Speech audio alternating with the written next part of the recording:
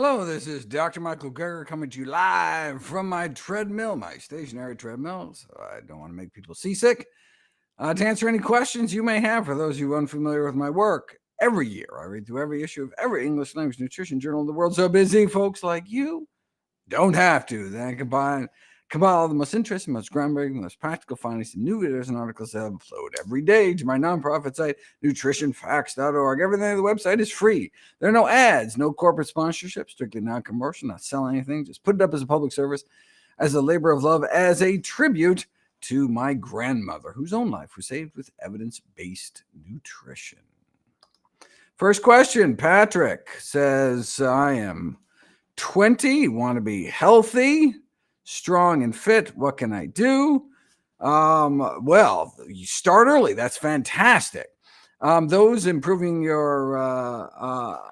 improving one's lifestyle before age 50 have about can add 18 healthy years to one's lifespan. At age 50, it drops down to about 12 years. 70, you got about 10 years left on the table. But even as late as age 80, you can add years to your life. How do you do that? Well, the most important thing, according to the Global Burden Disease Study, is to eat healthier. So we should center our diets around whole plant foods. And so we should, in general, get our nutrition from the produce aisle, not the supplement aisle, and take all these things that people who are making money off them are trying to convince you to take. Next question. Can you rinse some salt out of canned vegetables or add potassium salt to counter the sodium? Asks Michael. Great name, King of Angels. Excellent. Yes, you can rinse out some of the salt in canned vegetables, but first of all, canned vegetables, that's kind of gross. I mean, canned beans, I understand. Beans take a lot of time to cook.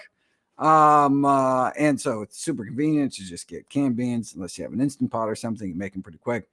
But canned vegetables, if you have no access to fresh vegetables, canned vegetables, certainly better than nothing. What about frozen vegetables? Usually wherever you can get canned vegetables, you can get frozen vegetables, and they don't have salt added to them. Ideally, you would get no salt added. If worst comes to worst, it's the only way you're going to get vegetables. Yes, you can, rinse them, soak them in water, get rid of the water, try to get rid of some of that sodium. But you can't just add extra potassium and that somehow negates the sodium's effect. We really should try to stick under 1,500 milligrams of sodium a day, which is the American Heart Association recommendation. Next up from Alexander, is berberine poisonous? If so, should we eat barberries, since berberine is a substance that's supposed to help with acne and AMPK? Well, berberine is a mild mitochondrial poison. That's why it activates AMPK, right? AMPK is the energy gauge, right? It's the anti-aging pathway. So we can activate that low energy gauge by fasting or by exercising or by certain foods that interfere with our ability to make energy, like berberine. And so it has all these beneficial effects because it activates AMPK. But we should not be taken during pregnancy or breastfeeding. And the amount in barberries should not be toxic, though I still wouldn't want pregnant women eating them. But I eat them every day. For which bedtime does the don't eat after 7 p.m. rule work? If you go to bed later, should this rule be adjusted? No. I mean, unless the only exception if you're like a shift worker where like you work during night and actually sleep during the day, well, then things get screwed up. But no, our circadian rhythms, regardless of when you go to bed, are very similar, such that we really shouldn't be eating when it's dark outside. Okay, next up, Bonnie says, family history of high cholesterol. That's not good. Can eating too many nuts, seeds, and avocados raise my LDL cholesterol? You tell me. Look, that's the wonderful thing about diet. It can take months for drugs to actually take an effect. But dietary changes can be seen in 1 to 2 weeks.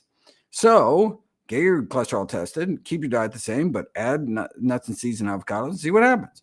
What should happen is your cholesterol should go down. Thanks to the phytosterols in nuts and seeds that kind of interfere with cholesterol absorption of the gut wall, and so you actually kind of poop out more. So one would expect LDL to go down, but you can do an N of 1 experiment, meaning you can see if your body reacts any differently from the average.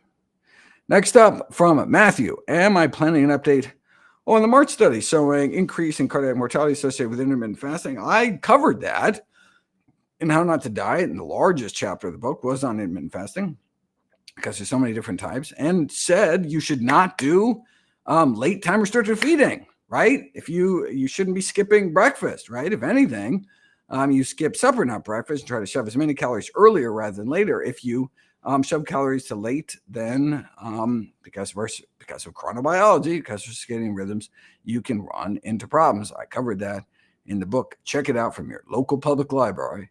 And all proceeds I receive from the sales of all my books are donated directly to charity. I just want you and your loved ones to enjoy the longest, healthiest life. Next up, Alexander. Alexander again. Do the advantages of algae outweigh the disadvantages? There's contamination in the middle. Which algae are the healthiest? I believe you are using the algae to mean macroalgae, meaning seaweed, sea vegetables.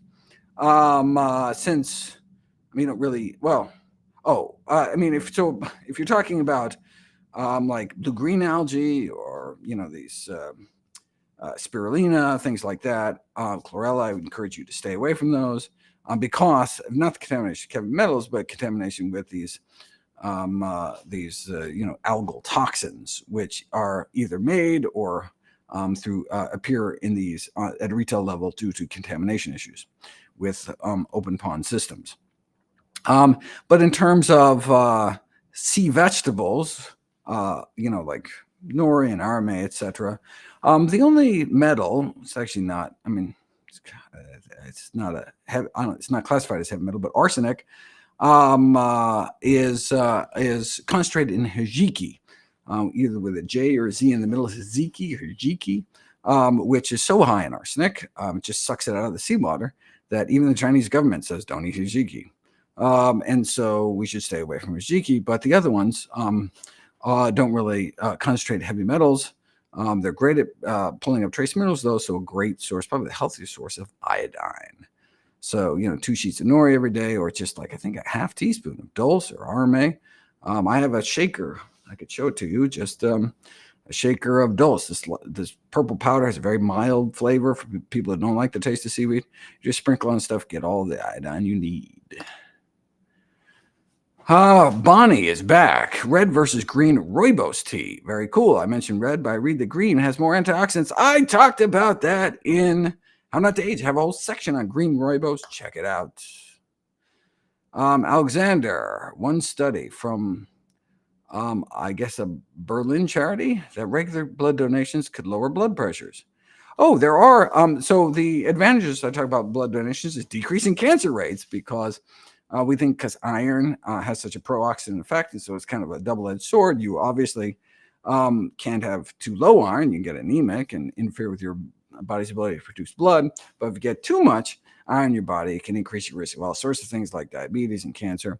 And so ideally, we want as low ferritin levels, which is kind of your storage iron, as low as possible without affecting our hemoglobin.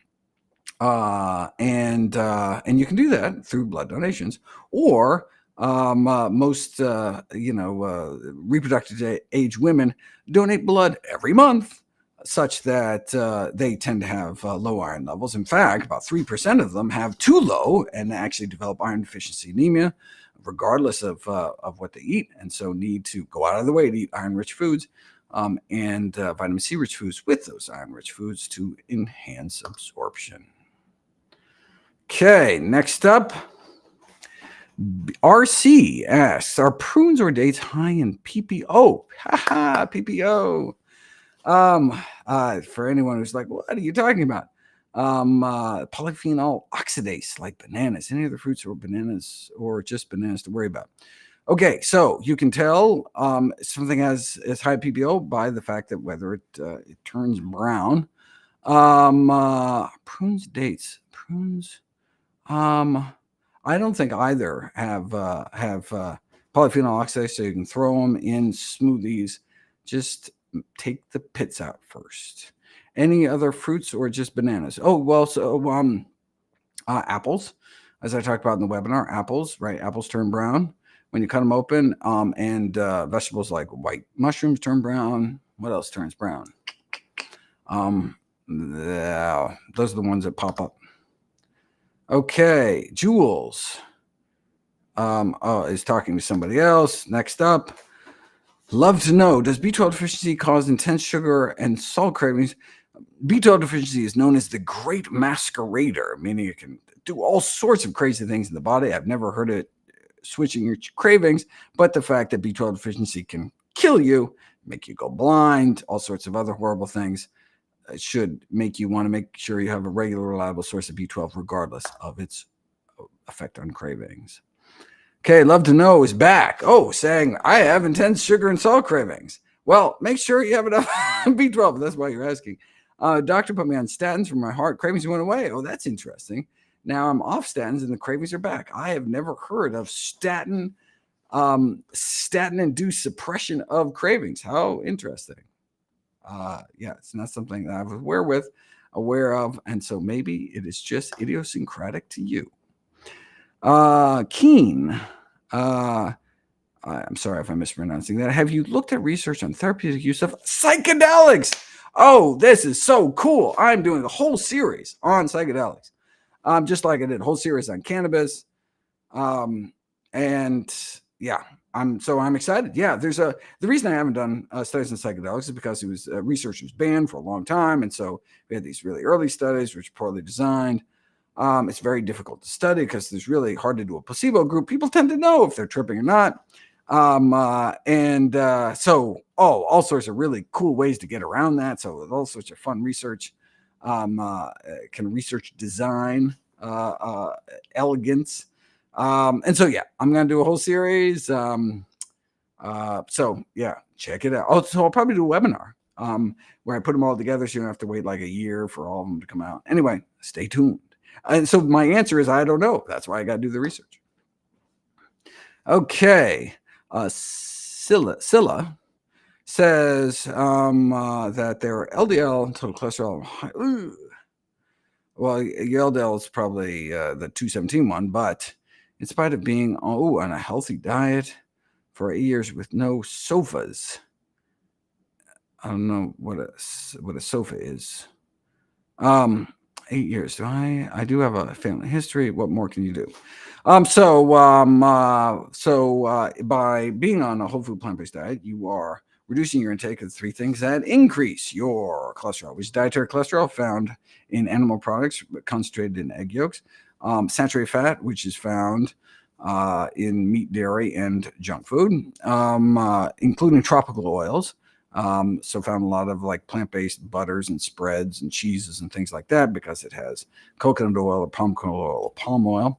And then the third thing is trans fats found in meat and dairy, as well as partially hydrogenated oils found in junk food, since banned in the United States, but found other places in the world. And so that should bring you down to normal, but because of, it's a bell curve, and it sounds like you're way off in the bell curve, thanks to perhaps a genetic predisposition. But I would look for secondary causes of hypercholesterolemia, such as hypothyroidism. An underactive thyroid gland can cause high levels of cholesterol regardless of what you eat. Excessive abdominal obesity, so having excessive visceral fat, that deep belly fat that infiltrates your organs, that can increase your cholesterol regardless, and so weight loss would be critical. And then there's all sorts of specific foods that pull cholesterol out of your body. So it's not just avoiding certain foods, but adding foods. And so that's the whole theory behind the portfolio diet, which is the diet that has been shown best to decrease cholesterol. In fact, it works as well as a first-line statin drug within 1 or 2 weeks.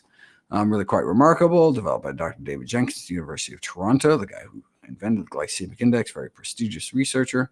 And so you can type in portfolio diet. It's a plant-based diet, but with specific foods like, soluble fiber-rich foods like okra, oatmeal, eggplant, slimy foods that pull cholesterol from your body using a portfolio of different mechanisms.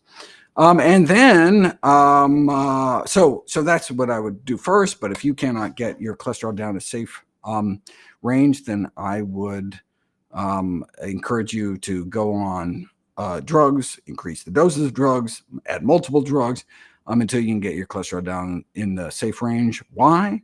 Because it's the #1 killer of men and women, heart disease.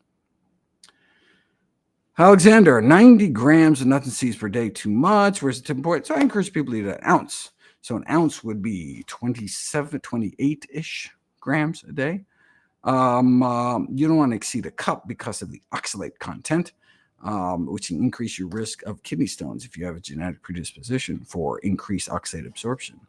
Christy asks, I have just stopped using all non-caloric sweeteners. Great. Are there any studies that show how long it may take for your body to start responding appropriately to carbohydrates used for over 10 years?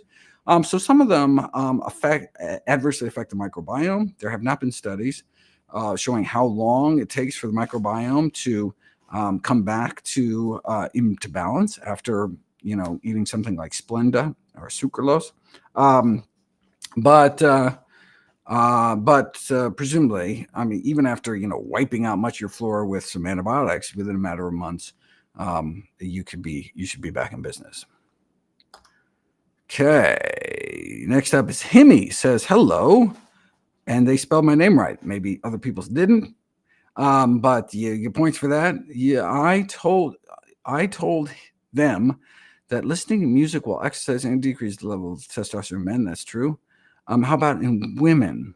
Look up type in music into nutritionfacts.org. And I think, if I remember correctly, it had the opposite effect. In women, you got to check that out. You got to, or it didn't have any effect, but I think it was a differential gender effect. Anyway, check it out. Really fascinating stuff. And it was really a remarkable effect. And it mattered whether it was like your favorite music or whether you're listening to classical. Very cool. So I think it's Music and Medicine is the name of the video, but I think I only have a few videos on music, so it should be easy to find. Okay, Kelly asks, Kelly has been making a drink with a tablespoon of matcha. Very nice. Flaxseed, a tablespoon of flaxseed. Excellent. Quarter teaspoon of, turmeric. Quarter teaspoon of amla. Ooh. Wow, this is getting more and more disgusting the more but they're very healthy. A quarter teaspoon of ginger, fantastic. Cup of organic soy milk every morning. Do you think that's fine? I think that's great, but it sounds disgusting. But if you like it, keep doing it. Fantastic. Wow, that's juicy. That is cool. Anyway, Marie loves foods rich in spermidine for longevity. Fantastic. But recall hearing that spermidine and spermine may be culprits for cellulite that I've never heard of. Must we accept cellulite to have longevity? No. Oh my God. Well, now you've got my interest peaked. I'm going to do a quick search here. Cellulite and spermidine. Is there anything? Dun, dun, dun. There is not a single. Okay, there is a. Okay, there. So there's not a single clinical study, on planet Earth, but in vitro, it appears that spermine slows. Or animal studies. Let me see. There's no clinical studies, no human studies to suggest spermidine has anything to do with. But I'm actually looking at the study right now. Spermidine. Boop boop boop boop boop. Boom boom boom. So there's in vitro evidence. Yeah, there's only in vitro, meaning in a test tube. So if you are a test tube, stay away from spermidine. If you're a human being, eat foods like tempeh and white mushrooms and soy foods, etc. Okay, other soy foods. Okay. I am not going to pronounce that name, and you can't make me. Nitric oxide. Can I please comment on this? Specifically, do I agree that the way to maximize intake greens 6 times per day? Wow, that's awesome. So that's Caldwell Esselstyn's recommendation to eat greens 6 times a day. I'm all in favor of eating as many leafy greens as you possibly can. I recommend what's the daily dozen for greens consumption? I think it's I don't know. Is it 2 servings of greens and 1 serving of cruciferous, which is typically greens? maybe it's 1 to 1. I don't know, whatever the Daily Dozen says. But hey, the more greens, the better. I'm down for eating dark green leafies as many times as you want. If you do eat massive amounts of greens, as you should, I would just make sure that you moderate your intake of the high oxalate greens. That's beet, green, Swiss chard, and spinach, just because it may increase your risk of kidney stones if you eat too much, like cups a day. Next up, can I talk about microscopic colitis? Oh, that's interesting. I have not done any videos on microscopic colitis, so I don't know if diet has any effect. I would presume it does, but I'm going to make myself a note to look that up. I'm always on the lookout for conditions or foods that I've not covered to see if there's anything juicy out there. Thank you for that recommendation. And sorry, I don't have anything. Sorry, I haven't done anything on it yet.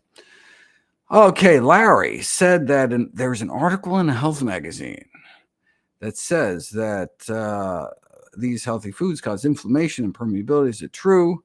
No, the most important thing we can do to decrease permeability, to tighten one's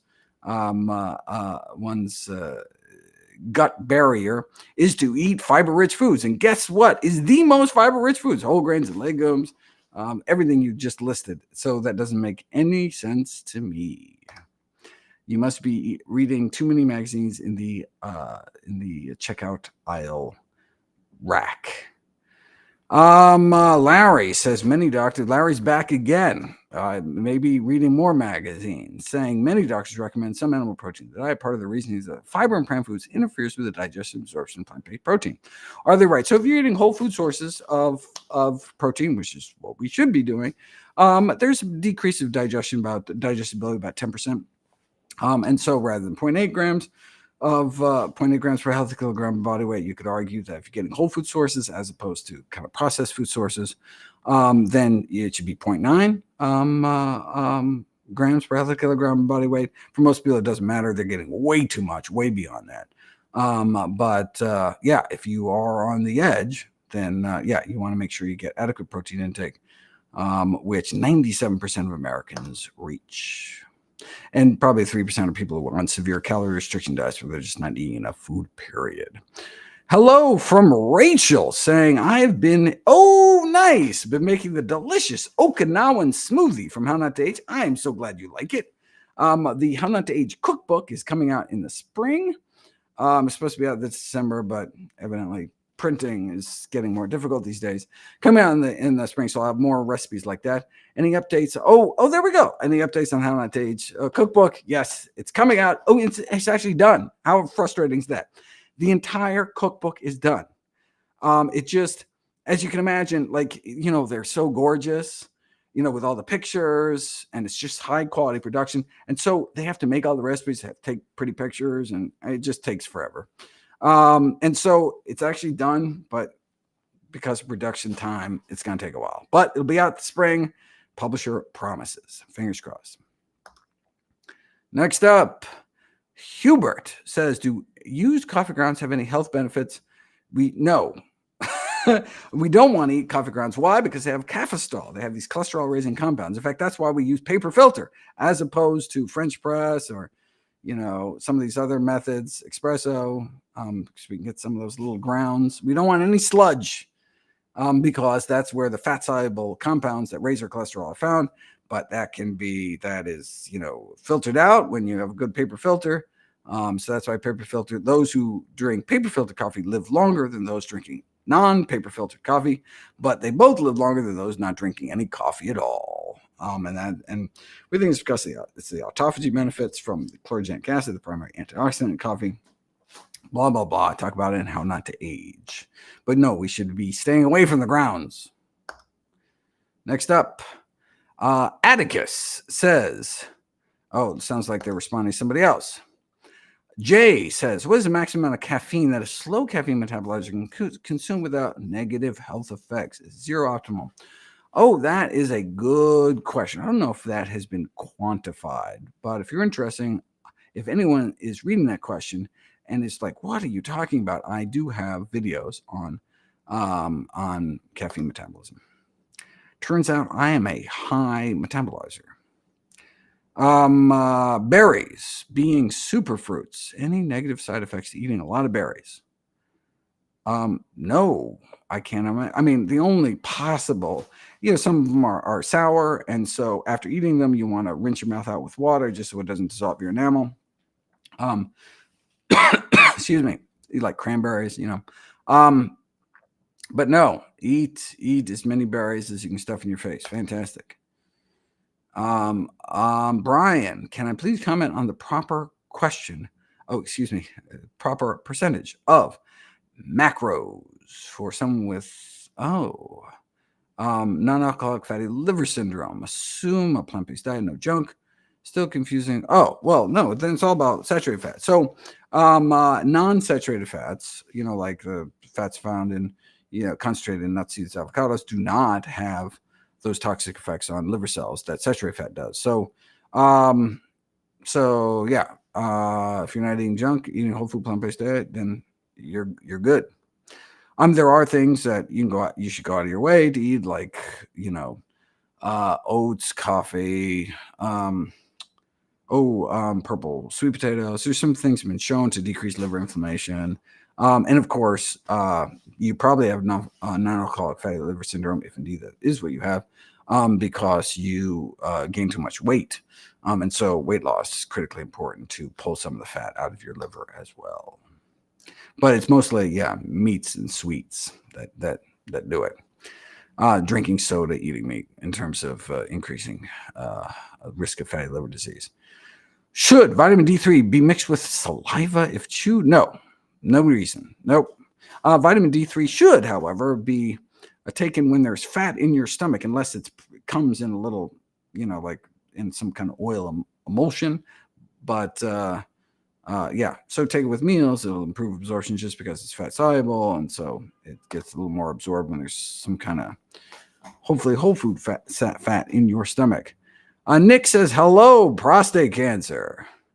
Are canned mackerel and fish okay, or delete them? Protein powders, okay or not? Should I avoid choline and B-complex vites and protein powders? Okay, prostate cancer. I have all sorts of videos on all the foods that you should eat. Go out of your way to eat, and nothing on your list makes the cut. Should we not be eating fish, protein powders? Why take a B complex? You need B12, but you don't need all the other stuff. Look, Dr. Dean Ollers proved that you can actually reverse the progression of early stage prostate cancer with a healthy enough plant-based diet and lifestyle, and so that's what you should be concentrating on. Daikon versus red radish. Oh, that's cool. Oh, they're both wonderful. So they're talking about how you can take, so daikon radish, all radish is, including horseradish, is a cruciferous vegetable. And so you can take some raw cruciferous, and that would be the source of the enzyme that turns the glucosinolates in cooked cruciferous into sulforaphane, which is what we really want. Or so it saves you the step of pre-chopping your cruciferous vegetables before cooking. If you have no idea what I'm talking about, I would encourage you to go to nutritionfacts.org and type in hack and hold strategy or something like that. But in terms of, so you can, use some horseradish or daikon or red radish or arugula, raw arugula, or any kind of raw cruciferous vegetable to add to your cooked cruciferous vegetables. So you have the enzyme, you have the precursor, and you can make the end product. In terms of does daikon or red work better, I have no idea. But it is that spicy compound. So, for example, watercress has a lot, right? You can taste that spiciness. And I think daikon radish has a spicier kind of flavor than red radish. So I presume daikon's more powerful, but either one will do. Oh my God, we are out of time. I'm so sorry about that. Next I have a little thingy. Hold on. Next webinar is June 14th. Oh, and I spelled anti-aging wrong. Okay, hold on. Ta-da. June 14th on anti-aging drugs, 2 p.m. Eastern time. Mark your calendar. It's not up on the website yet, but if you are subscribed to the nutritionfacts.org free email newsletter, at nutritionfacts.org/subscribe. We will give you the registration link. Just wanted you to mark your calendar for it. It'll be on anti-aging drugs like rapamycin, metformin. Very cool, very fun. In fact, every single month we're going to have new webinars as we had. And so hopefully I will see you there. And if not, next month on the monthly Q&A. Thank you so much, everyone. Eat those greens. Da, da, da, da.